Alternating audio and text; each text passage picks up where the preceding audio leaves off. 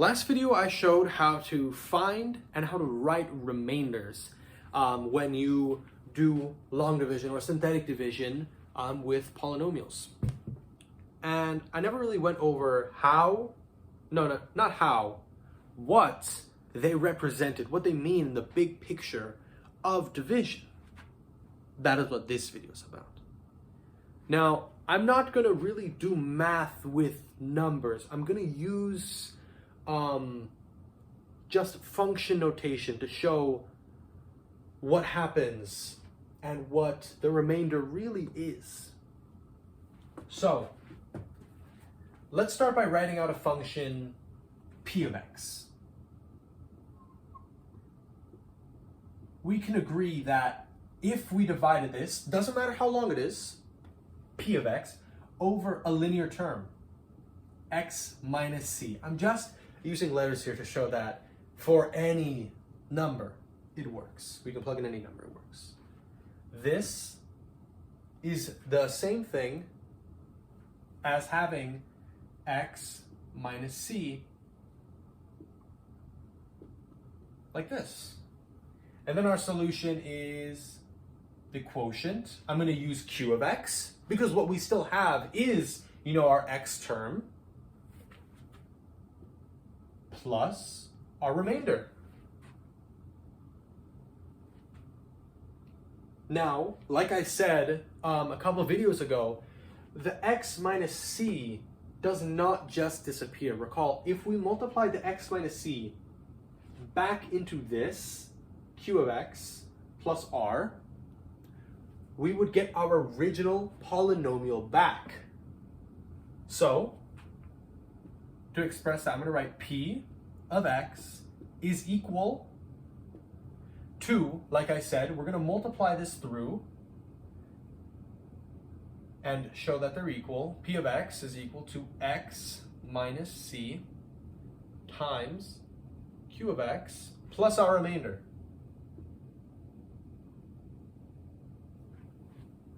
Now, watch what happens if we plugged in c. If we let x be equal to c. So if this was c, this would just be 0. c minus c.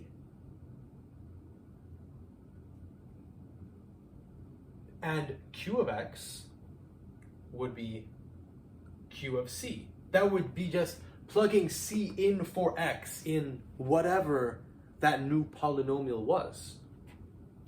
But in the end, it doesn't really matter what it is, because it's being multiplied by this term right here, which is just 0. We still have our original function, which is just p of c now, which is equal to 0 times the new function, which is just going to be 0, plus our remainder. Our remainder, just in this, remember, we're not going to write it out with the x minus c over it, because we still have it in this form right here. There's no x's here, so there's nothing to plug in. Our r value stays the exact same. So 0 times x of c, that's going to cancel out. And it tells us that p of c is equal to our remainder.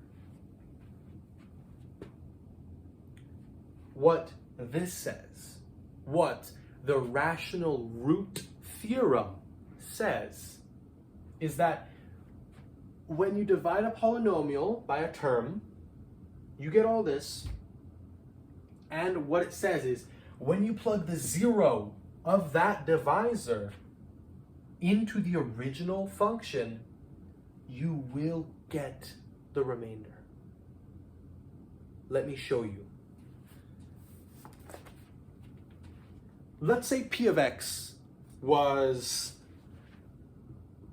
x squared plus 4x minus 7. and I'm going to divide it by some arbitrary term. I don't care if it's an actual factor. I'm just trying to show this in action. Let's divide it by x minus 1. Let's do some synthetic division. The 0 of this is our c. We want to plug in that 0. So it's just going to be 1. Let's put down our coefficients. 1, 4, minus 7. We get 1, 1, 5. 5, we get negative 2. Negative 2 is our remainder. This is our constant, this is our x. But I don't care about this. I like that. Negative 2 is our remainder. This tells us right here, the rational root theorem tells us if we plugged in 1 to our original function, out pops minus 2.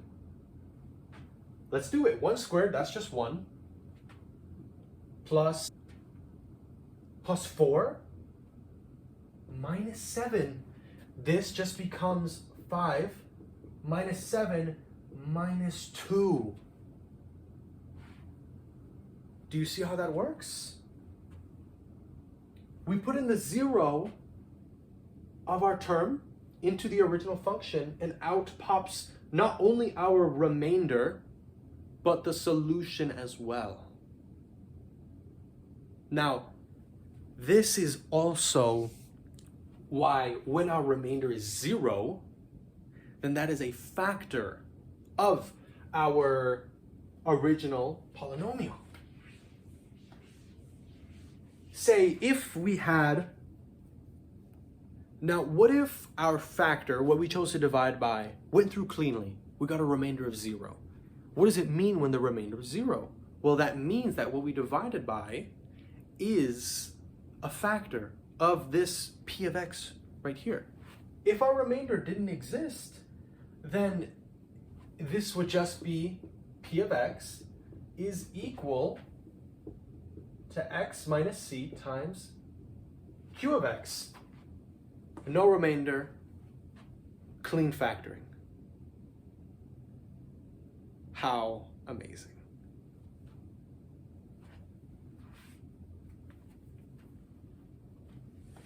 Oh, what am I doing? Pull.